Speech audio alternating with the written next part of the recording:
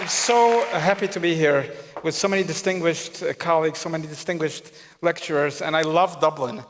I'd like to share with you what informs my work, what inspires me. Certainly, James Joyce's use of language, the complexity, the ambiguity, the meanings that model and modernize language are part of what I like to think about when I create plans, cities, buildings. And of course, this building is part of generating new energy for a social, cultural space in this fantastic city. But just on the other side of this space, in the atrium of the office buildings, I think I built my second largest, really, homage to James Joyce. It's 1,001 inverted letters that are based on his thunder words, the words of God. And I have to say, I built this without a commission for this. This is just part of a second memorial to James Joyce I built in Japan, on the Sea of Japan. But I think Joyce's use of language, his unfathomable aspiration to speak all languages to all people, is something that certainly inspires me in doing architecture and in creating cities. Now, I'd like to share with you thoughts that are part of what I do. And certainly, because in my former life I was a musician, professional musician, I've always thought that architecture and music are closely related. First of all, emotionally, architecture is as complex and as abstract as music, but it communicates to the soul. It doesn't just communicate to the mind. When you listen to a Bach oratorio, it's about the soul. And so it is in architecture. Architecture is based on balance, and that balance is actually in the inner ear. It's not in the eye.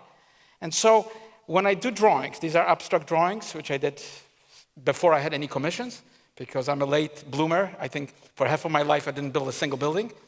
I thought about the fact that a drawing is really a score. It's just like a piece of music. It has to be interpreted by a community. And of course, proportions, light, materiality are all implicated in the drawing, which, when it comes to a building, of course, has to also present the space, present the atmosphere of a building. A drawing has to illuminate the practice. And of course, in our work, we have many computers. And of course, you couldn't do anything without a computer to be efficient, on time, rational, and so on. But still, I truly believe that drawing is the source of architecture.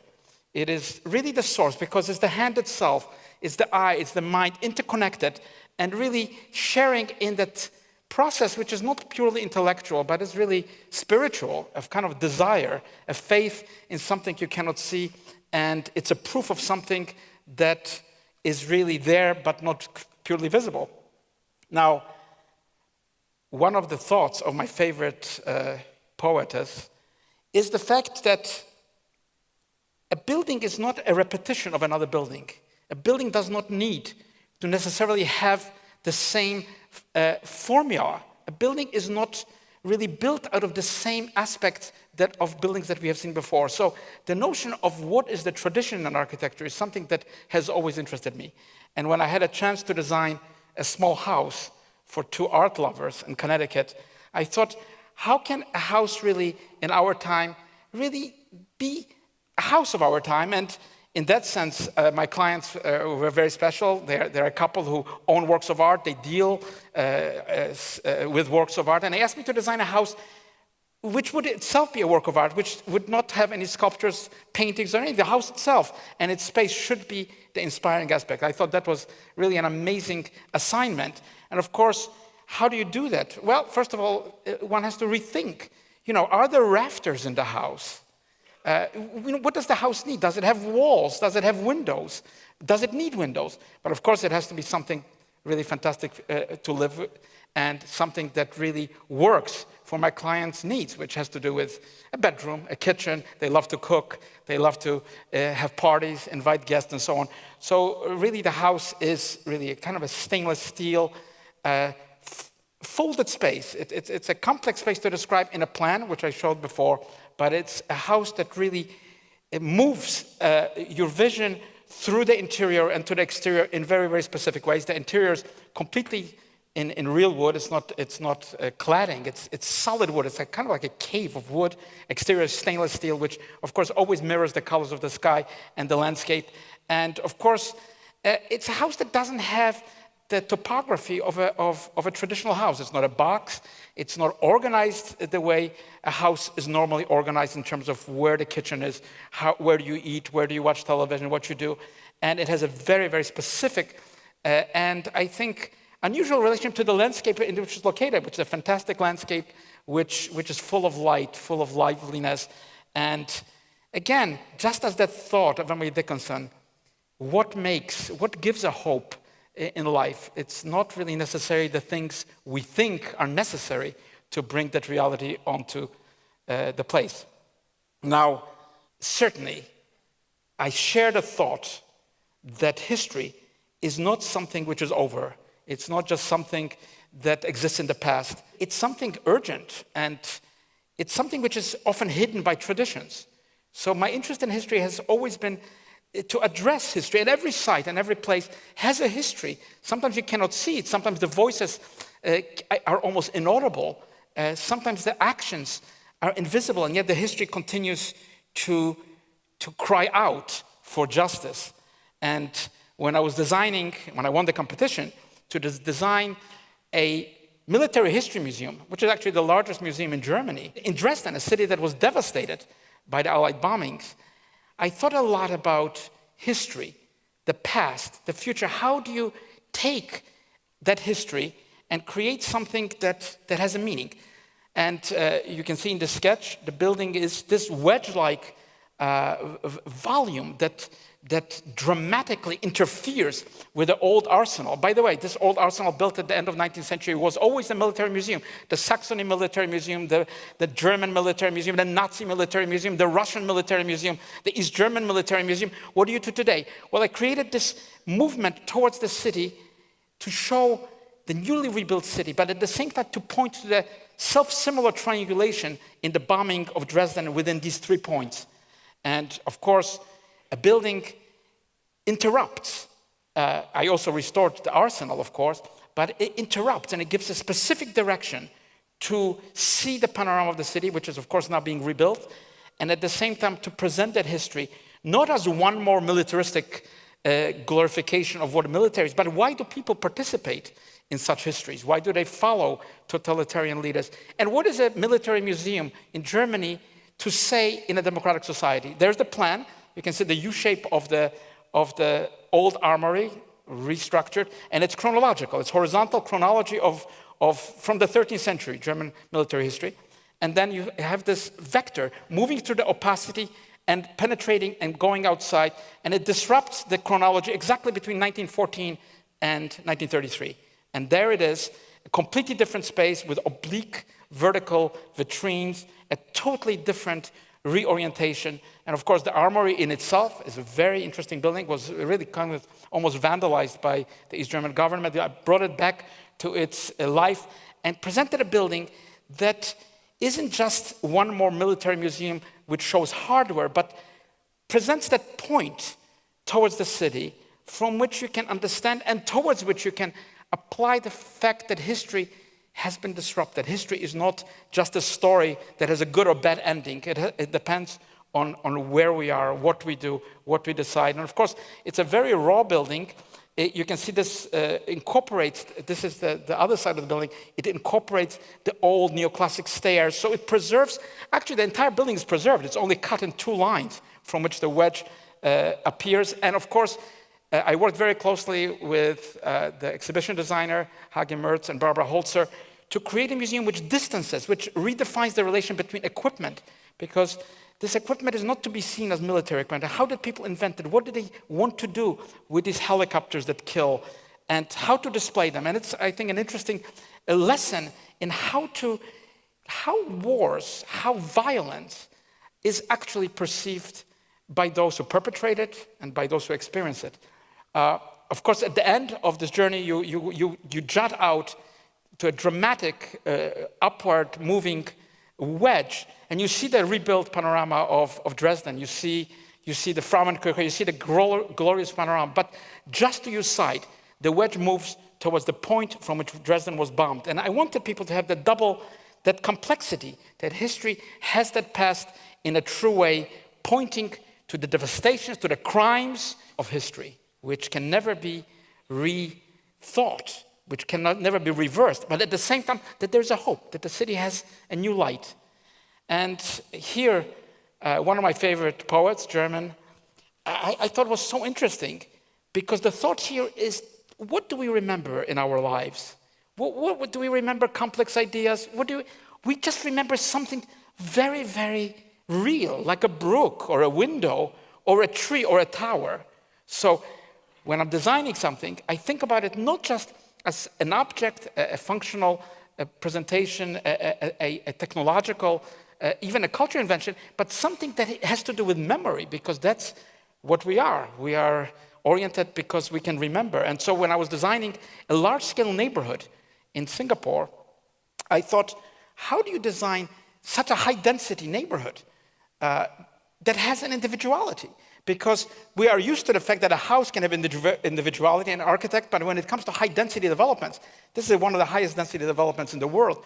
How do you give each occupant a sense of being, a sense of specialness? And in these towers, which are doubly curved, you can see that each of the apartments is just slightly off the apartment above and below. You kind of float in a space, and even the lower villas are related to nature in a very specific way in their complex geometries. And really, that is really that brook, that piece of, that wall, that door, that image that I think is so important in high density. And of course, high density is sustainability. We can't afford just to build private residences. We can't afford just to build low density places. So how does one activate that thought, that memory, and each individual should be given the opportunity of being free, of having a space, of having something that at the end of the day is something inspiring and something. So, of course, the high-level bridges with their greenery, which connect these high-density spaces, the entire topography of the place, the fact that it is really, really much higher than most of the buildings in the place is part of it. Well, I come to really, because it's at the end of your day, Christopher Logue, in his brilliant translation of the Iliad, I thought really his references also to the city itself, because the conflicts, the tensions in a city, the search for social justice, for opportunity, for diversity, that kind of vibrancy of what a city really represents as a creative entity is there in the Greek notion of the archipelago. And of course, the Greeks lived in the archipelagos, those little islands that were connected to the mainland with the boats. And I thought when I was designing probably one of the largest projects in the world, in Yongsan in Korea, how do you bring that nature of freedom and social space to high-density city? We have, millions of people will be here. This is the former railway lands that were occupied by old infrastructure, closing the waterfront. How do you bring the mountains to the waterfront? How do you recreate civic space with 30 skyscrapers and 500,000 square feet of retail and museums, cultural activities, transportation? How do you really create it without just imposing on it some sort of artificial grid? So I took that grid, that implied grid, which really doesn't exist in historical cities in the same way, and adapted it to sort of neighborhoods which are connected by the green. And you can see kind of a sequence of images here that break up that homogeneous notion of the city into a city that has true diversity, even though, of course, it has so many high places. And to organize that city around nature, around public spaces, around where people are, where people shop, where people walk, where people go to the movies, to concerts, to museums. And there it is. Now, it's something very new, because usually skyscrapers have been designed simply on the same streets that lower buildings were designed. They were just taller buildings, just got taller and taller.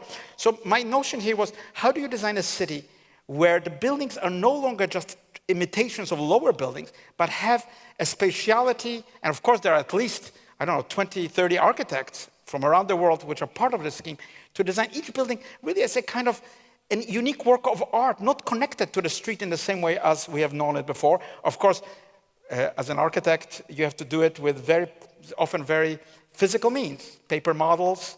It's not just all computerized. It's not just statistical. It's not mathematics, although a lot of it is.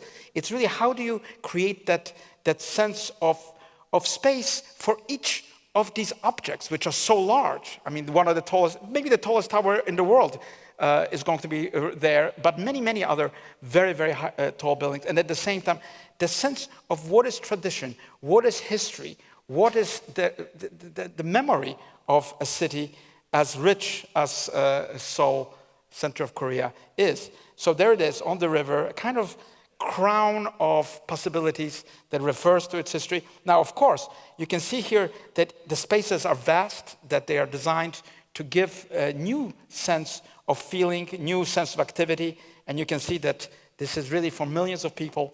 Again, designed as an intersubjective work with many, many different architects, but as a master planner, of course, my responsibility is to create the idea of how nature and that space can be brought together. And here is one of my own skyscraper office buildings there. And here is social housing on the waterfront, which is, again, low-cost housing, because it's not only for the rich, it's not only for business, it's for all people that should share in this part of the center of the city.